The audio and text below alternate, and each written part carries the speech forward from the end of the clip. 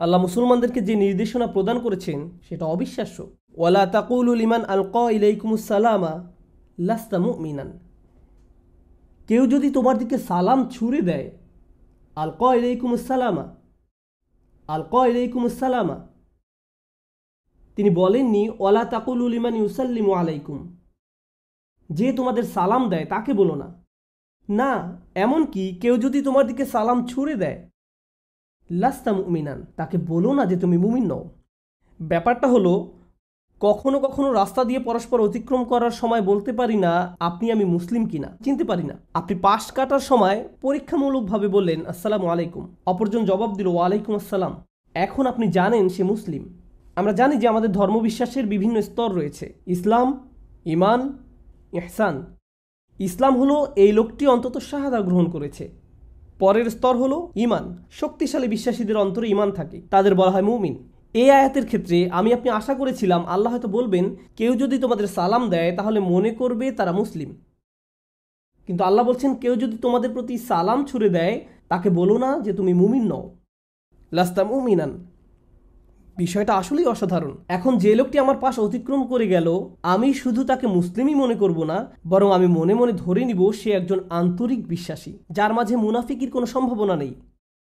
এই লোকের ভিতরে মুনাফিকির কোনো সম্ভাবনা নেই। সে যে মুনাফিক নয় এ ব্যাপারে আমার কাছে একমাত্র যে প্রমাণটি রয়েছে তা হলো সে বলেছে আসসালামু আলাইকুম ওয়া রাহমাতুল্লাহি ওয়া বারাকাতুহু, শুধু এটাই। আর এটাই কোরআনের অভিমত। জীবন মৃত্যুর প্রশ্ন দেখা দিবে এমন পরিস্থিতিতেই এই নিয়ম। সে সময় ভুল হলে আপনি মারা যেতে পারেন। আপনি হয়তো বলতে পারেন সে সালাম দিয়েছে ঠিক আছে, কিন্তু আমি তো নিশ্চিত নই। আল্লাহ বলছেন তোমার নিশ্চিত হওয়ার জন্য সালামই যথেষ্ট। যদি কখনো এমন পরিস্থিতিতে পড়ে জীবনও হারান কোনো সমস্যা নেই, কিন্তু কারো ইমানের ব্যাপারে সন্দেহ পোষণ করা তোমাদের জন্য আরও বড় বিপদ। সেটা তোমার দুনিয়া আখিরাত দুটিই বরবাদ করবে। আমরা দারুণ একটা সময়ে বসবাস করছি যেখানে একজন মুসলিমের সালাম আমাদের জন্য যথেষ্ট নয়। একজন মুসলিম আপনাকে সালাম দেওয়ার পরেও কিভাবে সে পোশাক পরেছে, তাকে কেমন দেখায়, তার দাড়ির সাইজ কত বড়, বা তার হয়তো দাড়িই নেই, বা তার কথায় হয়তো আঞ্চলিক টান আছে, সে কোন পরিবেশ থেকে এসেছে, এসব দেখে আপনি বুঝে ফেলেন আহারে সে তো একটা মুনাফিক, সে তো একজন পথভ্রষ্ট। কেউ কেউ বলবে ওয়ালাইকুম আসসালাম, কিন্তু একই সাথে মনে মনে ভাববে এই লোক নিশ্চিত জাহান্নামে যাবে। এটাই একমাত্র সান্ত্বনা যে সে মুসলিম। আমরা এত বেশি বিভক্ত। কেউ যখন মসজিদে প্রবেশ করে আমরা তখন সাথে সাথে পরীক্ষা করতে শুরু করি সে কোন ধরনের পথভ্রষ্টতার মধ্যে নিমজ্জিত। কেউ সালাম দিলেই আপনি তাকে বিশ্বাসী মনে করেন না, আর সে আমার সাথে যে ইমান শেয়ার করে তা আমার প্রতি আল্লাহর একটা রহমত। এই ধরনের চিন্তা আমাদের থেকে হারিয়ে গেছে। সেই দিনগুলো হারিয়ে গেছে যখন কোনো মুসলিম ভাই অপর কোনো মুসলিম ভাইকে সালাম দিত আর সাথে সাথে সব ধরনের শত্রুতা জানালা দিয়ে পালাতো, জানালা দিয়ে পালাতো। ফাআল্লাফা বাইনা কুলুবিকুম ফাআসবাহতুম বিনিআমাতিহি ইখওয়ানান। তিনি তোমাদের পরস্পরের অন্তরে ভালোবাসা তৈরি করে দিয়েছেন, ফলে তোমরা ভাই ভাই পরিণত হয়েছো শুধু তার অনুগ্রহে। এই সালামই আমাদের জন্য যথেষ্ট ছিল। কোনো মুসলিম দেশে বা সমাজে বসবাস করা যে কত বড় নিয়ামত মুসলমানরা তা বুঝতেও পারে না। আমি যুক্তরাষ্ট্রের এমন অনেক শহরে গিয়েছি যেখানে মুসলমান নেই বললেই চলে। কিছুদিন পূর্বে এক ভাইয়ের সাথে আমার সাক্ষাৎ হয়েছিল যে ওকলাহোমা সিটিতে প্রায় ৪৫ বছর যাবৎ বসবাস করছে, আর সেই শহরে বেশি সংখ্যক মুসলমান বাস করে না, বিশেষ করে ৪৫ বছর আগে।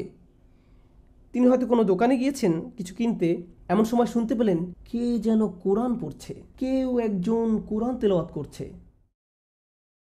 দৌড় দিয়ে তার কাছে গিয়ে বললেন আসসালামু আলাইকুম।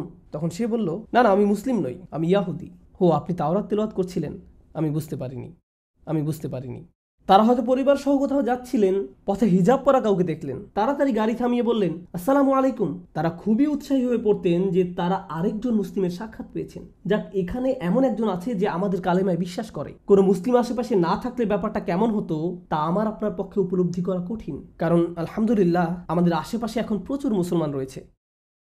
এই মুসলমানের অনেকেই আমাদের থেকে আলাদা, তাদের চিন্তা পদ্ধতি আলাদা, তারা হয়তো অন্য কোনো মাযহাব অনুসরণ করে, তাদের পোশাক আশাক অন্যরকম, তারা ভিন্ন স্কলারদের পছন্দ করেন, তারা আমাদের পছন্দের সংগঠনের চেয়ে ভিন্ন কোনো মুসলিম সংগঠন পছন্দ করে, তারা জাতিগত দিক থেকে ভিন্ন জাতির।